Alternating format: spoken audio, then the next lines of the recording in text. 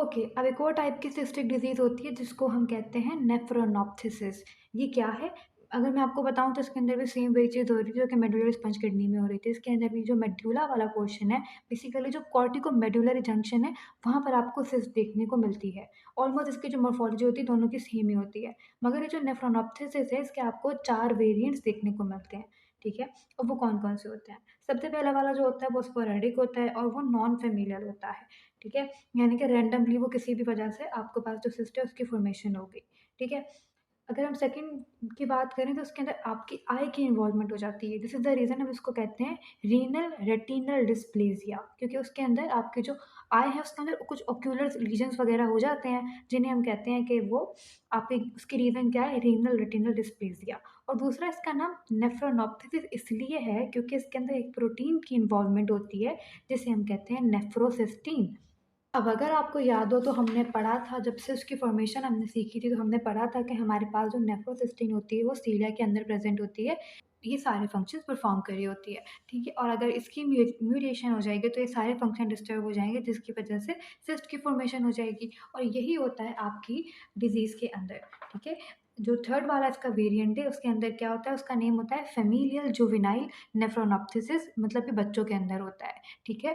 और इसके अंदर क्या होता है कि आपके पास ये जो जीन है एनपीएचपी जो कि आपकी नेफ्रोसिस्टिन प्रोटीन बना रही थी, इस जीन के अंदर म्यूटेशन की वजह से आपकी जो प्रोटीन होती है वो डिफेक्टिव बनती है, ठीक है? ये आपके पास ऑटोसोमल रिसेसिव है और ये जो चारों ही टाइप्स है उसमें मोस्ट कॉमन है, जो आपकी जुवेनाइल फॉर्म है। अगर हम क्लिनिकल फीचर्स की बात करें तो वो जो बच्चा होता है उसको पॉलीयूरिया होता है, पॉलीडिप्सिया होता है, सॉल्ट वेस्टिंग में बता चुकी हूँ, तब सोडियम एक्सीज़ अमाउंट में यूरिन में एक्सक्रीट हो रहा हो तो।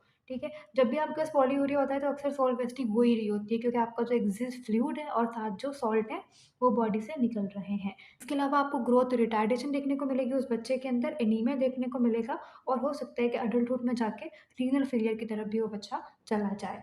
ठीक है? तो ये आपके पास थी इसकी थर्ड फॉर्म जिसका नाम था फ़ेमिलियल जुवेनाइल नेफ्रोनॉप्सिस, जिसके अंदर आपकी नेफ्रोसिस्टिन इन्वॉल्व थी।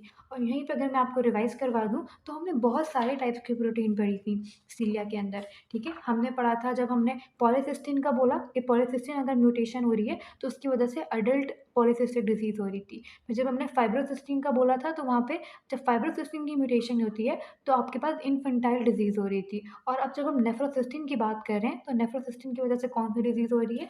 वो आपको हो रही है नेफ्रोनॉप्थिसिस, वो भी उसकी कौन-सी फॉर्म? फ़ेमोरियल जुवेनाइल फॉर्म, ठीक है? अच्छा, और इसका जो आखिरी 4th वेरिएंट है वो अडल्ट में होता है, उसका नाम होता है adult onset medullary cystic disease. ये अडल्ट में होगी, ये ऑटोसोमल डोमिनेंट होती है and it is characterised by again corticomedullary cyst. आप और आपके पास क्या होगा, जो किडनी होगी वो श्रंक कर जाएगी, ठीक है? और ये भी आपके पास आगे जाके रीनल फेलियर की तरफ प्रोग्रेस कर सकता है। तो हमें ये क्या-क्या याद रखना है नेफ्रोनॉप्थिसिस में कि ये आपके पास मेडुला जैसा ही, मेडुलरी स्पंज किडनी जैसा ही इसकी मॉर्फोलॉजी होती है, मगर फ़र्क सिर्फ़ इतना होता है कि इसके आपको 4 वेरिएंट्स देखने को मिलते हैं।